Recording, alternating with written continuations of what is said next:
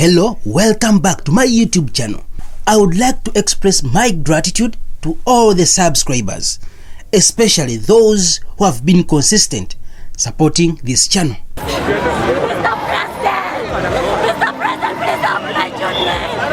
They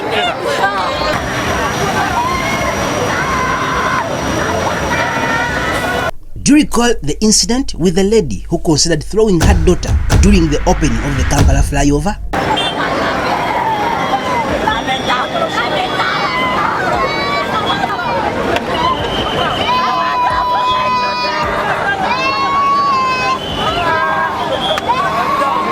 Well, if you're curious about what unfolded afterward, Mr. President! Mr. President, please don't let your name. They need you might be intrigued to learn that the lady is a Ugandan. I'm Jamila and I'm 31 years old. I tried to throw my baby, this very one, she's 6 months. Though I wasn't going to throw her down, I was just trying to get help for my other 2 kids. Get comfortable as we uncover the details and delve into more about this woman. I've tried before to get help for, but I've never really gotten the help they need. Don't miss out. Remember to subscribe, like and share the content on the channel. Your content support is highly appreciated.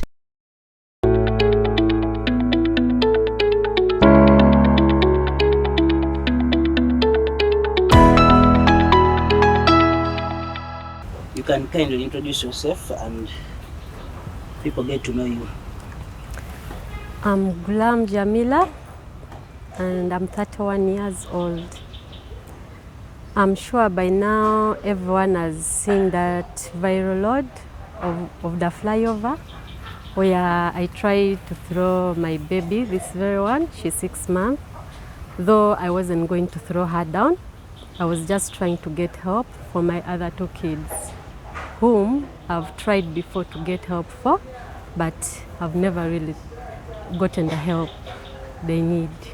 So after you seeing you in the video throwing the child, the baby, where were you taken? Because we see the police coming in. So where were you taken? I was taken first to the police post, the one opposite former ShopRite. After some time, I was taken to CPS. From CPS, I was advised to go to Kajansi police station along Entebbe Road, because that's where the last incident happened. Okay, so after that, what happened? What happened after the police? What happened? So were you released? What happened? We opened up a file case with the police. They took the kids for checkup, of which, according to the police, everything on the kids is normal, which I refute because there's nothing normal on my children. As they say, the examinations were not normal. Okay. We are hearing you talking about the kids. So what's the information about the kids that you are saying? Because people would want to know what is happened. What happened to the kids? My kids were sodomized. The old one, the history has been long, and I've always tried to help him, going to the police, asking for help, but I never really get the help he needs, and the abuse still continues, because even the police doesn't summon the suspects. So when you say that this has been happening, we need to know for how long has it been, and where did you go to report to?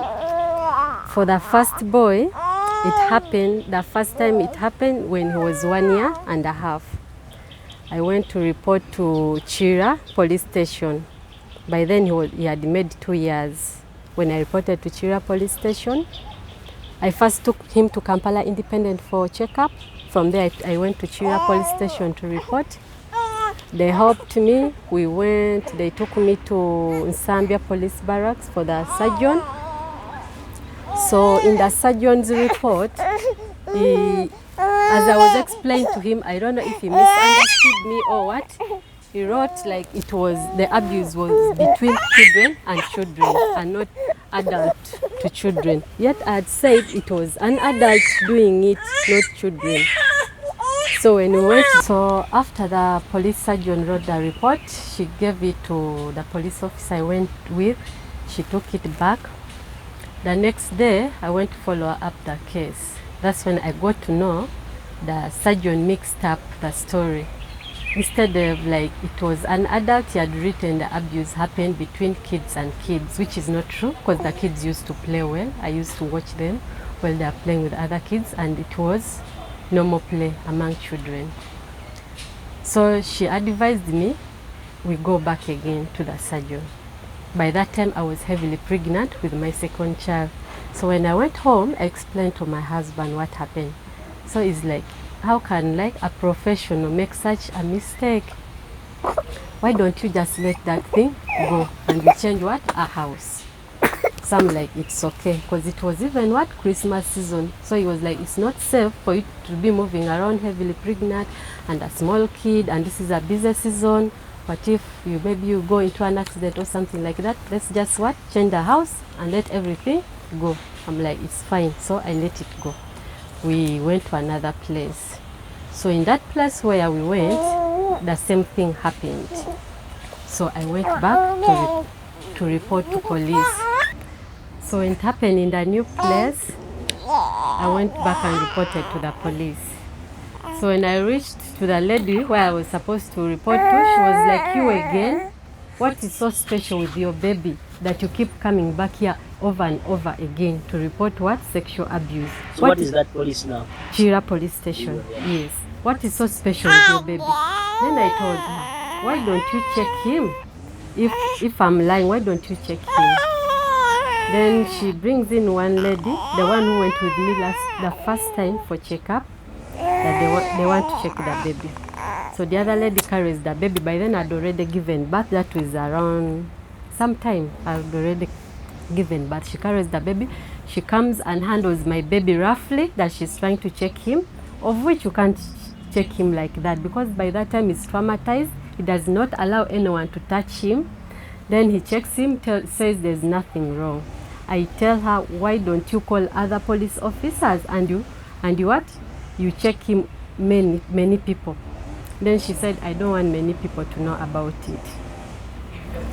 I keep quiet. By then I break down. I cried in that room. I cried. After that I told her, do you know what? It is okay. I told her it's okay, God will pay back everything. Then I carried my kids. I went back. When I went back home, I called, there's a friend of mine that has a mother who is a police officer. I called her, I asked her for some help. She gave me the mother's number. I called the mother. The mother advised me to call 116. So I called 116. From that time, 116 has always been with me in this journey. They came sometime at my place and taught me like how to give them therapy, how myself to cope up, such things. But then that didn't help because the abuse is always happening over and over. You try to put them back on track, then the abuse happens again. So it's like I'm doing nothing. So after that incident, I left that place, I went to another place. The same thing happened and I didn't report because now I knew I wouldn't get help anywhere. So when it happened that new place again, I left it. I talked to my husband and he accepted to change me another house. So when I changed the place where I was, I went to that place, Bwebaja. So I moved there on 15th October, around November, early November, either 4th or 5th there.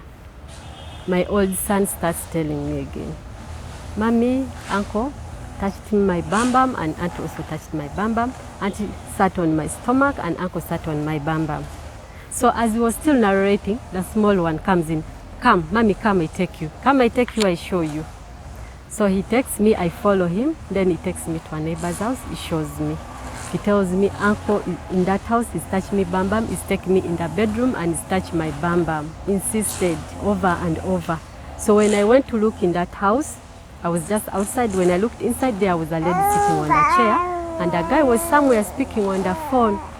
So I just caught his hand and I told him, let's go back home. So that's when they started telling stories. How like they're first tortured, they get the sandal, because he said the shoes. So I don't know if it is a sandal or it is a shoe, but he said shoes. Then they beat them under their legs, their heels. They slap them. They hold them by their legs, and then they put them inside the water. Then he said they get a peg, because he got one day a peg and said they put inside his tongue, like this, the peg. Then they do for them, I think. Then even behind here, then he said uncle was beating Nyao in front of them. So it's like torturing a cat in front of them. Because he said uncle was beating Nyao and Nyao was crying. So I think after all that is when then abuse what goes on. Then he also talked about opening their mouth like this and they pour medicine. And then also they spray in their nose and then they would do this. So I think after spraying the medicine they would sneeze. But for him he would say, he put medicine in my nose and then I do like that. Then one day he told me they put it under his tongue, the medicine. So I don't know how true is that, but then you can't have such an imagination. So you're talking about 116. Is it 116? Yes. So what is 116? 116 is like, it is under Ministry of Gender, and they help kids under sexual violence, other kinds of, I think, children exploitation, something like that. Child abuse. So could you explain to our viewers here, because most of people won't differentiate, because on my video that I posted, I put Somali woman. And someone comes tells me that's not a Somali. Another one tells me no, she's a Ugandan. So people would need to know, are we talking to a Ugandan or a foreigner? I think people made a conclusion of me being a Somalian because of the way I was dressed, but I'm Ugandan. I'm Ugandan and I'm from Katakit district. I'm an Itesot by tribe. Okay. So then after we are seeing that you're taking the first child, the second child. So after that, nothing has ever happened, or maybe police never got back to you? No. So now, on the incident, on that incident that happened on the flyover, after you being taken to CPS and everywhere, how do you come about to this facility? Because when they did the medical exam at Kajansi, the doctor said everything was fine with the children, which is not true. And I even showed them that I was not satisfied with the results. That's why I said, let me put in the money and I do the medical examination myself. So now when you put some little money that you got, what was the result? Have the results been printed out? Have you got the results yet? Yes. And what are the results? And there are findings of abnormal whatever, like their anal sphincters are too loose and are relaxed, which is not normal. Okay. Yeah, and I wonder how police missed out on that. So what is your cry out now?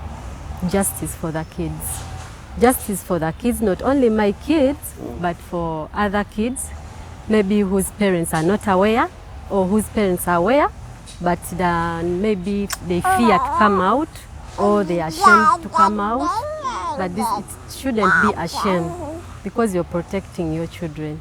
So someone may ask, is it the same person you're talking to? Because we are seeing at the first place we are living in, it happened.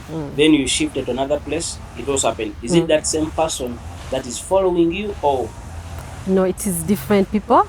But when I look at the pattern, I think it could be like maybe a child syndicate that's maybe trying to follow me around, because it can't be a coincidence. And it can't be my kids only. It can't be my kids only. There should be other children going through the same. So for you believe that it's not only your children, yes, there could be other, yes, children, but they have not yet come out to... Yes, You know, Ugandan parents are busy. The mother works, the father works, they leave them with house helps. And most of these things that happen, they put them on the house help, not knowing the culprits could be out. Okay. So if they could learn to check their kids also, if maybe from today when you see this video, start checking your children at night. When the kid sleeps, check them their bam-bams. Is it normal? And for those something that happened like this, I'm so sorry about that. And I hope that the police will come out and help all the children who are going through such. Any last comment that you would want our viewers to know? I think what I want everyone to do is to protect the kids. Whether it is yours or not yours, let's protect the children. Because what we are doing to these kids, maybe you're doing to them because you know it is not your child, but you remember in the future, you never know, these kids will, maybe fate will bring them near to your own children. What if you damage them and then they put that anger on your kids in future? It might follow you up in future. You're damaging them now, they'll bring that damage to other kids also. God forbid. I pray for their healing. I'm not saying maybe they will turn up this way or what. No, I know my kids will turn out well because I'm a good person. My husband is a good person. All my family is full of good people. I know they will grow in love if they stop doing this to them. But let's stop damaging the kids, because in future we shall have kids with a lot of mental issues. Because it's not only sexual abuse, but it also involves psychological, physical torture and emotional torture, which will affect them. And also health-wise, you will affect them. You will affect their reproductive organs.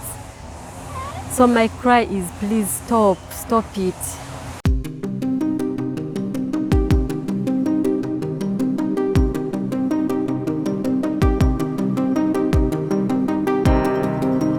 Your name?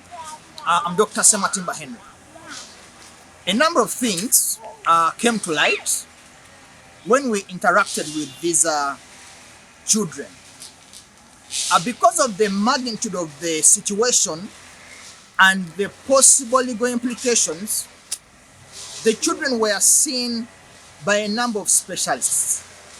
They were seen by a pediatrician, they were seen by a psychiatrist, they were seen by a psychologist, and a very senior surgeon who was able to examine them under anesthesia.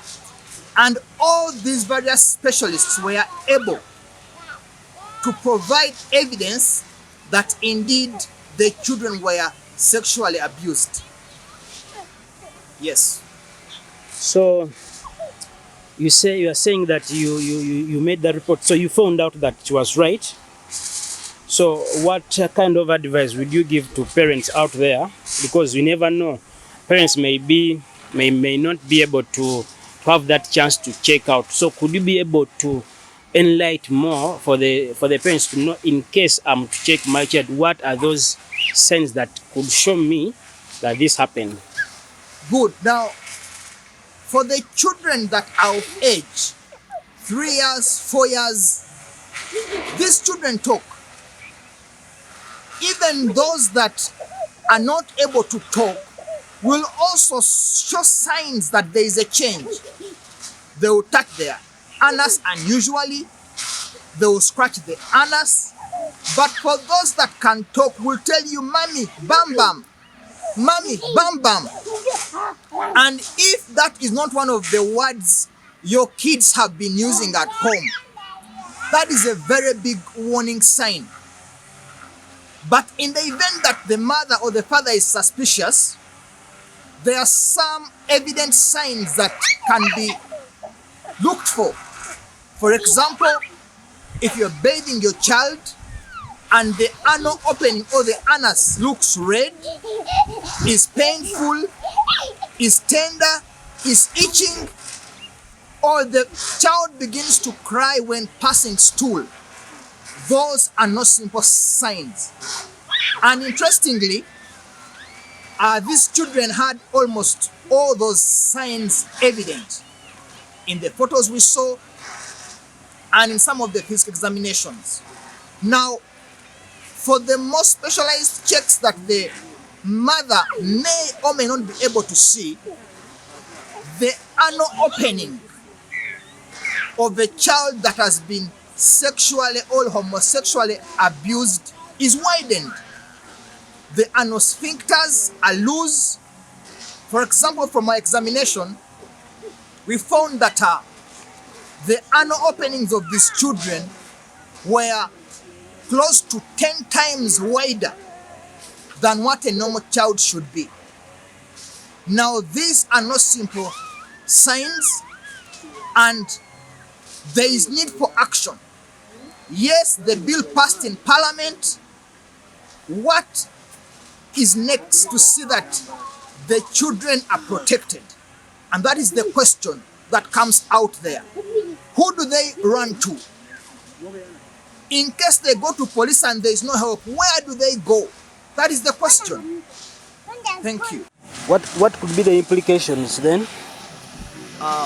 Like you've seen the photos, the physical look after this act has been done to a child, leave alone an adult, is very disgusting. But you see, there is much more to this assault than the physical trauma that the children go through. Number one, as these children grow up, the images of this assault play back in their minds like forever. And when they do, it brings forth fear. It brings forth anger. It brings forth distrust. Now the child grows with this pain, with the vice. They may not be able to express how exactly they feel, but it grows. Consequently, you're going to find a child becoming very aggressive, very unsocial. Many begin to withdraw from men, from parents. But you see, all that may not give them the answers they want. At the end, you find that these children are chased from school to school in the name of misconduct. Now, that adds to trouble. And sadly speaking, many end up committing suicide at a very tender age because of the past trauma that has been building over the years. Friends, we cannot sit and bury our heads under the sun. There is need for action. We need to put a stop to this violence, to this abuse, and there should be channels where these victims can run for help. The medical investigations are expensive. For all the specialists that these people have seen, they have had to look for the money. The treatment that is awaiting them is also at a cost. So where do the poor majority go for help? There needs to be a change, and it should start now. Thank you.